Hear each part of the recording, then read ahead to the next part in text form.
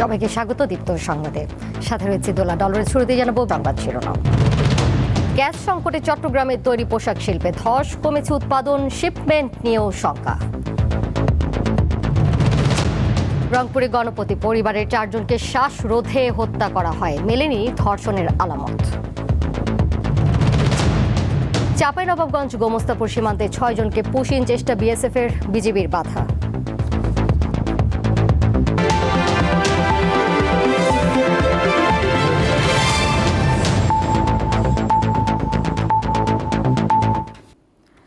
দেশের অন্যান্য স্থানের মতো গ্যাস সংকটে পড়েছে বন্দর নগরীর পোশাক খাত। গত 2 সপ্তাহ ধরে গ্যাসের চাপ অনেকটা কমে যাওয়ায় উৎপাদন বন্ধ রাখতে বাধ্য হচ্ছেন অধিকাংশ টেক্সটাইল ও নিটওয়্যার কারখানা মালিকরা। শিপমেন্ট নিয়েও শঙ্কায় রপ্তানিকারকরা। শিল্প মালিকদের দাবি, দ্রুত সংকটের সমাধান না হলে বড় ধরনের লোকসানের মুখে পড়বে পোশাক খাত। লাইনের পর লাইন সাজানো আধুনিক সব মেশিনপত্র, অথচ সচল নেই একটিও। সুইং কিংবা ডাইং সব বিভাগে একই দৃশ্য। কোনো কোনো কারখানায় কয়েক ঘন্টা, আবার কোথাও পুরো দিনে বন্ধ রাখতে হচ্ছে উৎপাদন। এই চিত্র চট্টগ্রামের পোশাক কারখানার। চলছে নীরব হাহাকার। এই স্থবিরতার মূল কারণ গ্যাস সংকট। টানা 2 সপ্তাহ ধরে চট্টগ্রাম অঞ্চলের টেক্সটাইল ও নিটওয়ার কারখানাগুলোতে মিলছে না পর্যাপ্ত গ্যাসের চাপ। টেক্সটাইল ও নিটওয়ার ডাইং নিটগুলোতে যেখানে সর্বনিম্ন 15 থেকে 20 psi গ্যাসের চাপ প্রয়োজন, সেখানে গত 2 সপ্তাহ ধরে পাওয়া যাচ্ছে মাত্র 1 থেকে 2 psi। এতে নষ্ট হচ্ছে কাঁচামাল। পর্যাপ্ত গ্যাসের চাপ না থাকার কারণে আমরা উৎপাদন ঠিক মতো করতে পারতেছি না। তো এর ফলে প্রোডাকশন কস্ট বেড়ে যাচ্ছে, লোকসান দিন দিন বেড়েই চলতেছে। গ্যাস সংকটের কারণে ফ্যাব্রিক সরবরাহ বন্ধ থাকায়, তৈরি পোশাকের শিপমেন্টের সময়সীমা পার হয়ে যাওয়ায় ঝুঁকিতে পড়েছে শত শত প্রতিষ্ঠান। এদিকে গ্যাসের পাশাপাশি বিদ্যুৎ সংকটও ভাবিয়ে তুলছে ব্যবসায়ীদের। সুতা ওরা আমাদেরকে সাপ্লাই দিতে পারতেছে না। কেন পারতেছে না? ওরা বলছে গ্যাসের জন্য আমার চালাতে পারেনি। একইভাবে আমাদের কাপড় ডেলিভারি হচ্ছে না যারা টেক্সটাইল মিল থেকে। তো এইটা একটার সাথে একটা একেবারে ওতপ্রোতভাবে জড়িত। বাংলাদেশের গ্যাস বিদ্যুৎ নিয়ে কিন্তু আমাদের বাইরেও কিন্তু উদ্বিগ্ন। মহেশখালীর ভাসমান এলএনজি গ্যাস টার্মিনাল থেকে সরবরাহ সচল করার ঘোষণার পরও এর সুফল পাচ্ছে না কারখানাগুলো। আমাদেরকে কিন্তু খুবই ঝামেলার মধ্যে পড়তে হচ্ছে এবং আমরা এখন একটা চিন্তায় আছি কিভাবে করে আমাদের বায়ারগুলো টিকিয়ে রাখবো। কারণ আমরা যদি অন টাইমে শিপমেন্ট করতে না পারি, তাহলে বায়ারগুলো কিন্তু অন্য দেশে চলে যাচ্ছে। বায়ার কিন্তু গ্যাসের এই যে প্রবণতাটা বা গ্যাসের যে প্রতিবন্ধকতাটা দেখছে, এবং আমরা যেটা অন টাইমে শিপমেন্ট করতে পারছি না, তাই সেক্ষেত্রে আমাদের অর্ডারগুলো অনেকাংশে কমিয়ে দিচ্ছে। বিশ্ববাজারে তীব্র প্রতিযোগিতা সামলে দেশের রপ্তানি খাত যখন টিকে থাকা যুদ্ধ করছে, ঠিক তখনই গ্যাসের এই তীব্র সংকট যেন মরার উপর খাড়া ঘা হয়ে দাঁড়িয়েছে। পোশাক কারখানার মালিকরা বলছেন, নিরবিচ্ছিন্নভাবে পোশাক খাতে যদি গ্যাস সরবরাহ করা না হয়, তাহলে এই খাত কিন্তু ধ্বংসের মুখে পড়বেন। ধ্বংসের মুখ থেকে তাদেরকে বাঁচানোর জন্য এখনই একটি ব্যবস্থা নেওয়ার কথা বলছেন সংশ্লিষ্টরা। রুনা আনসারি, দীপ্ত সংবাদ, চট্টগ্রাম। রংপুরে গণপতি চক্রবর্তী সহ তার পরিবারের 4 সদস্যকে শ্বাসরোধে হত্যার প্রমাণ মিলেছে ময়নাতদন্তে। সকালে রংপুর মেট্রোপলিটন সদর দপ্তর মিলনায়তনে সংবাদ সম্মেলনে পুলিশ কমিশনার আব্দুল মাহমুদ এই তথ্য জানান। ময়নাতদন্তে ধর্ষণের কোনো আলামত পাওয়া যায়নি বলেও উল্লেখ করেন তিনি। আলোচিত এই হত্যার ঘটনায় গ্রেপ্তারকৃত সিদ্ধার্থ দাস ও মুগ্ধ দাসের ডিএনএ নমুনা সংগ্রহ এবং ডোপ টেস্ট করা হবে বলেও সংবাদ সম্মেলনে জানানো হয়। ময়নাতদন্তের যে রিপোর্ট এসেছে, সেই রিপোর্টে 4 জনকে শ্বাসরোধ করে হত্যার বিষয়টা ময়নাতদন্তে প্রমাণিত হয়েছে। আর যে 2 জন নারী ভিকটিম আছেন, আগামী চক্রবর্তী এবং প্রীতিলতা চক্রবর্তী, কোনো ধর্ষণের আলামত পাওয়া যায় নাই। চাঁপাইনবাবগঞ্জের গোমস্তাপুর উপজেলার রামদাসপুর সীমান্ত দিয়ে 6 জনকে পুশিংয়ের চেষ্টা চালিয়ে ব্যর্থ হয়েছে ভারতীয় সীমান্তরক্ষী বাহিনী বিএসএফ। বর্ডার গার্ড বাংলাদেশ বিজিবির বাধায় তারা ঢুকতে না পেরে সীমান্তের শূন্যরেখায় অবস্থান করছেন। সকাল 6:30টার দিকে 16 নওগাঁ ব্যাটালিয়নের রামদাসপুর সীমান্ত ফাঁড়ি এলাকায় এই ঘটনা ঘটে। বিজিবির সংবাদ বিজ্ঞপ্তিতে জানানো হয়, বিএসএফ এর 12 ব্যাটালিয়নের শমশের নগর ক্যাম্পের সদস্যরা 6 জন পুরুষকে বাংলাদেশে পুশিংয়ের চেষ্টা করেন। খবর পেয়ে রামদাসপুর বিজিবি সীমান্ত ফাঁড়ির টহল দল ঘটনাস্থলে পৌঁছে বাধা দেয়। দিনাজপুরে পুলিশ, বিএনপি কর্মী ও শ্রমিকদের মধ্যে ত্রিমুখী সংঘর্ষে অন্তত ১২ জন আহত হয়েছেন। এছাড়া ১৬ ঘন্টা পর বন্ধ থাকার পর যানবাহন চলাচল স্বাভাবিক হয়েছে। শ্রমিক নেতা শেখ বাদশার মুক্তির দাবিতে আন্দোলনরত শ্রমিকদের সঙ্গে এই ত্রিমুখী সংঘর্ষ বাধে। সকাল ১১টার দিকে কোতোয়ালি থানার চত্বরে শ্রমিকদের আন্দোলন চলাকালে স্বেচ্ছাসেবক দলের নেতাকর্মীরা তাদের ছত্রভঙ্গ করতে গেলে সংঘর্ষ শুরু হয়। এ সময় আহত হন অন্তত ১২ জন। এর মধ্যে ২ জনের অবস্থা আশঙ্কাজনক। সংঘর্ষের সময় সাংবাদিকের মোটরসাইকেলে আগুন দেওয়ার অভিযোগ উঠেছে। পরে কঠোর নিরাপত্তার মধ্য দিয়ে শেখ বাদশাকে আদালতে পাঠায় পুলিশ। তাকে আদালতে নেওয়ার পর শ্রমিকরা অবরোধ প্রত্যাহার করলে যান চলাচল স্বাভাবিক হয়। পুলিশ জানায় ২০২৪-এর গণঅভ্যুত্থানের ঘটনায় দায়ের হওয়া মামলায় শেখ বাদশাকে গ্রেপ্তার করা হয়েছে।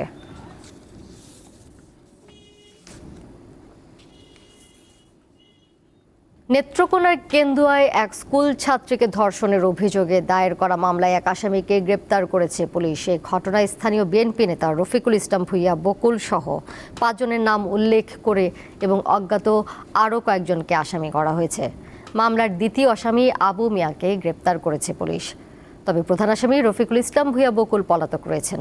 এর আগে মঙ্গলবার রাতে ভুক্তভোগী ছাত্রীর বাবা বাদী হয়ে মামলা করেন। নওগাঁর রানীনগরে এক শিশুকে ধর্ষণের অভিযোগে ২ কিশোরকে গ্রেপ্তার করেছে পুলিশ। মোবাইল ফোনে কার্টুন দেখানোর কথা বলে ৬ বছরের ওই শিশুকে ধর্ষণের অভিযোগ ওঠে। শিশুটির মা বাদী হয়ে বুধবার রাতে থানায় মামলা করার পর রাতেই অভিযান চালিয়ে তাদের গ্রেপ্তার করা হয়। গ্রেপ্তার ২ কিশোর হল উপজেলার লোহাচোড়া দক্ষিণ পাড়া গ্রামের আলামিনের ছেলে ইশতিয়াক ও সিদ্দিকের ছেলে মারুফ। বৃহস্পতিবার দুপুরে তাদের আদালতের মাধ্যমে কারাগারে পাঠানো হয়। ধর্ষণের শিকার শিশুটি নওগাঁ সদর হাসপাতালে চিকিৎসাধীন রয়েছে। এবার চট্টগ্রাম সংবাদ।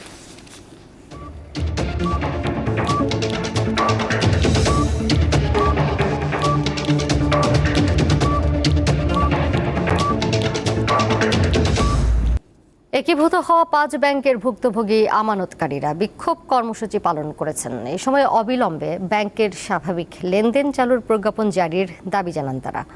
সকালে সম্মিলিত ইসলামী ব্যাংকের ভুক্তভোগী গ্রাহকগণের ব্যানারে নগরের আগ্রাবাদ মোড়ে সমবেত হন আমানতকারীরা। তারা বলেন, বছরের পর বছর ধরে ব্যাংকে জমানো তাদের কষ্টার্জিত অর্থ ফেরত পেতে এখন রাস্তায় নামতে হচ্ছে, যা অত্যন্ত দুঃখজনক। ব্যাংক থেকে পুরো টাকা ফেরতের স্পষ্ট প্রজ্ঞাপন জারি করার আবেদন জানান তারা। এছাড়া কোনো ধরনের শর্ত বা হেয়ার কাটের সিদ্ধান্ত তারা মেনে নেবেন না বলে সাফ জানিয়ে দেন। পরে আগ্রাবাদ মোড় থেকে ৫ ব্যাংকের শাখা কার্যালয় অভিমুখে পদযাত্রা করেন সংক্ষুব্ধ গ্রাহকরা।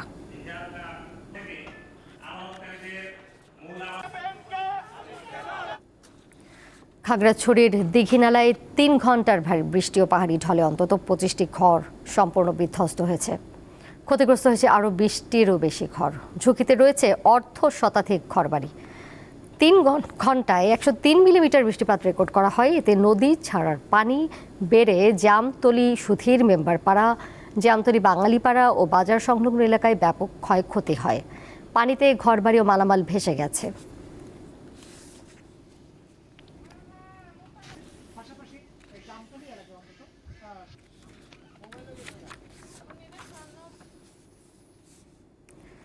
চার শতাব্দীরও বেশি সময় ধরে ফেনীর মাটিতে দাঁড়িয়ে আছে এক মহীরুহ মেঘ শিরীষ। এটি পাখির অভয়ারণ্য। ইতিহাস আর ঐতিহ্যের সাক্ষী এই গাছটি সংরক্ষণের দাবি স্থানীয়দের। ৪০০ বছরেরও বেশি সময় ধরে পথিককে ছায়া দিয়ে আসছে ফেনীর এই মেঘ শিরীষ।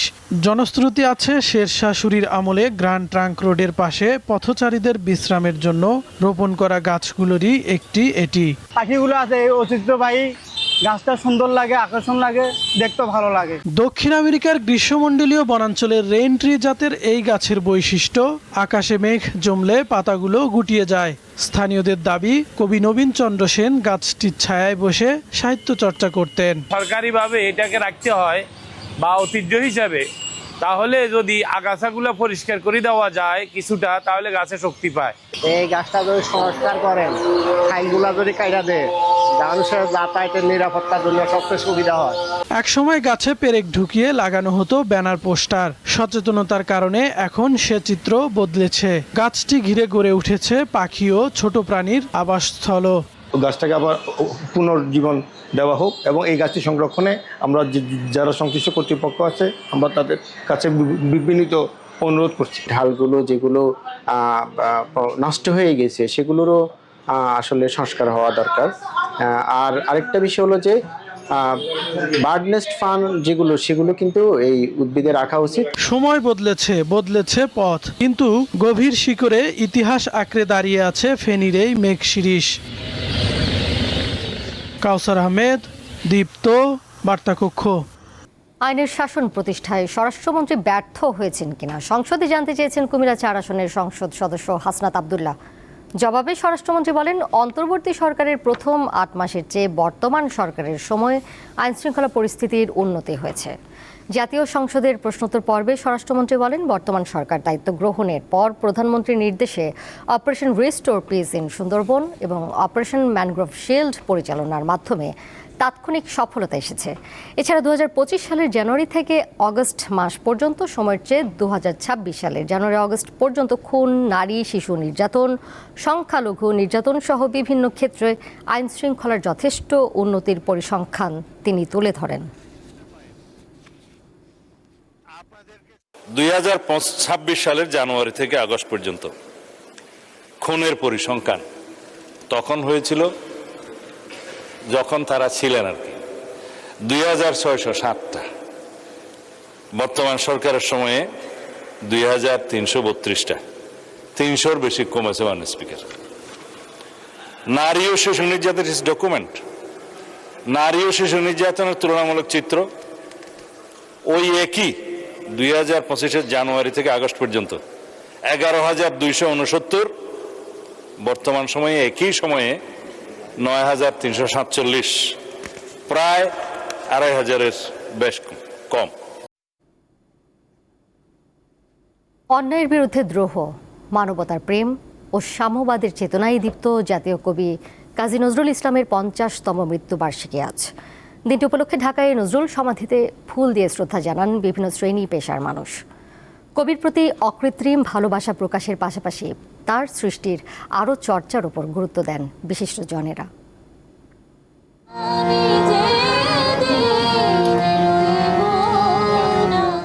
জাতীয় কবি কাজী নজরুল ইসলাম বাঙালির মানসপটে এক অবিচ্ছেদ্য নাম। সব্যসাচী এই সাহিত্যিকের সৃষ্টি প্রতি ক্ষণে যোগায় প্রেরণা। মানবতার কবি কাজী নজরুল ইসলামের 50তম প্রয়াণ দিবসে তার সমাধিতে ফুল দিয়ে শ্রদ্ধা জানিয়েছেন বিভিন্ন সামাজিক, রাজনৈতিক ও সাংস্কৃতিক সংগঠন এবং সাধারণ মানুষ। শ্রদ্ধা জানাতে আসা বিশিষ্টজনেরা বলেন, বর্তমান সময়ের নানা অস্থিরতা ও অসাম্প্রদায়িক বাংলাদেশ গড়ার লড়াইয়ে নজরুল চর্চা বাড়ানোর কোনো বিকল্প নেই। নজরুল ছিলেন অলওয়েজ এগেইনস্ট এস্টাবলিশমেন্ট, যে এস্টাবলিশমেন্ট মানুষে মানুষে বৈষম্য সৃষ্টি করে, তার অধিকার প্রতিষ্ঠায় বাধা সৃষ্টি করে, সেই এস্টাবলিশমেন্টের বিরুদ্ধে।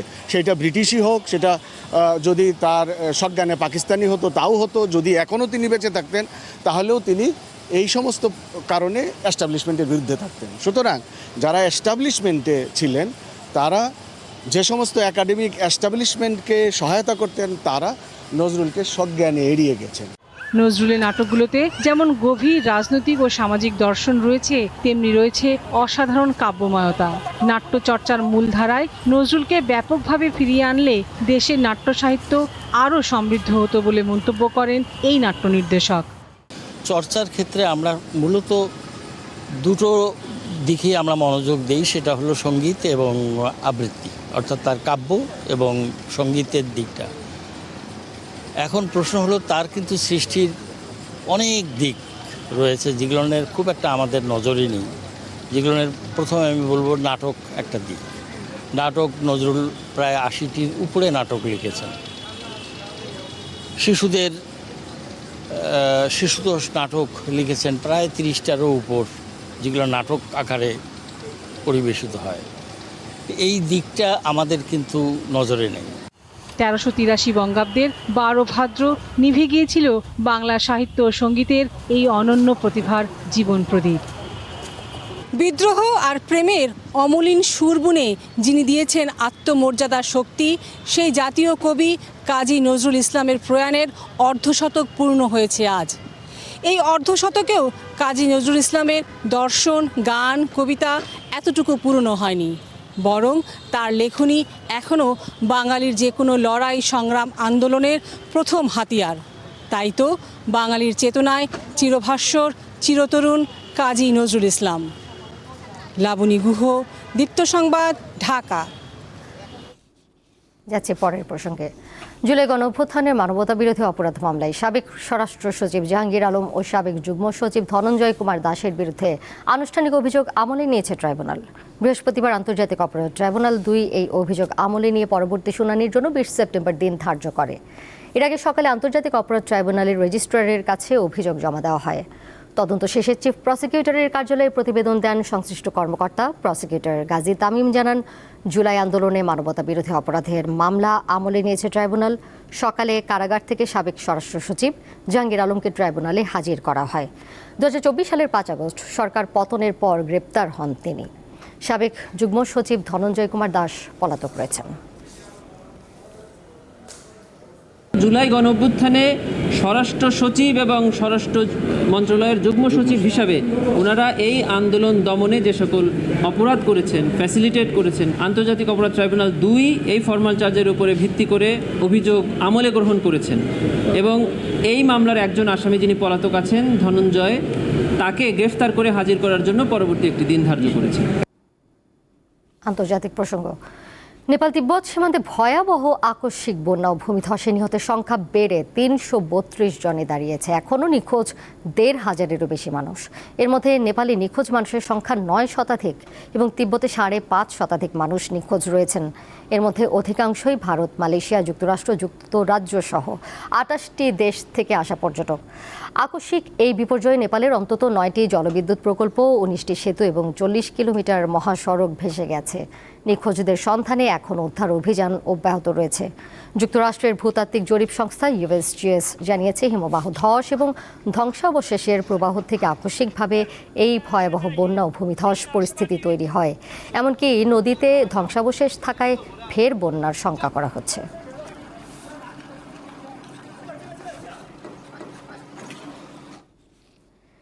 সিরিয়ার সেনাবাহিনীর সঙ্গে একীভূত হয়ে দল বিলুপ্তির ঘোষণা দিয়েছে কুর্দি নেতৃত্বাধীন সশস্ত্র দল সিরিয়ান ডেমোক্রেটিক ফোর্সেস SDF। দেশটির প্রেসিডেন্ট আহমেদ আল শারার সরকারের সঙ্গে হওয়া এক চুক্তির অংশ হিসেবে সশস্ত্র গোষ্ঠীটির প্রধান এই সিদ্ধান্ত জানান। মঙ্গলবার দামেস্কের প্রেসিডেন্ট প্রাসাদে বক্তব্য দেওয়ার সময় SDF নেতা মাজরুম আবদি বলেন, সিরীয় সেনাবাহিনীর সঙ্গে SDF পুরোপুরি একীভূত হয়েছে। এখন থেকে স্বাধীন কোনো বাহিনী হিসেবে এর আর কোনো কার্যক্রম থাকবে না। কুর্দি নেতৃত্বাধীন এই বাহিনী একসময় সিরিয়ার উত্তর পূর্বাঞ্চলে একটি স্বায়ত্তশাসিত এলাকা নিয়ন্ত্রণ করত। তবে জানুয়ারিতে সরকারি বাহিনীর অভিযানের পর তারা তাদের অধিকাংশ ভূখণ্ড হারায়। এরপর সারা সরকারের সঙ্গে একীভূত হওয়ার একটি চুক্তিতে সই করে তারা।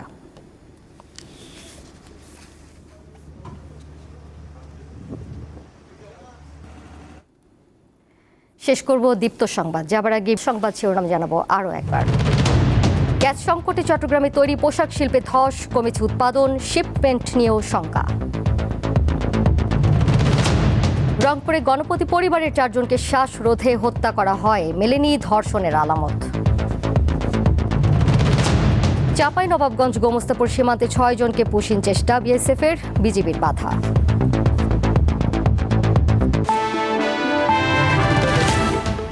এই ছিল এখনকার মতো। পরের সংবাদ দেখবেন সন্ধ্যা 6:40। এছাড়াও আরও তথ্য এবং বিনোদনের নানা খবরাখবর জানতে যুক্ত থাকুন দীপ্ত ডিজিটাল প্ল্যাটফর্মে। সবাইকে ধন্যবাদ এতক্ষণ সাথে থাকার জন্য।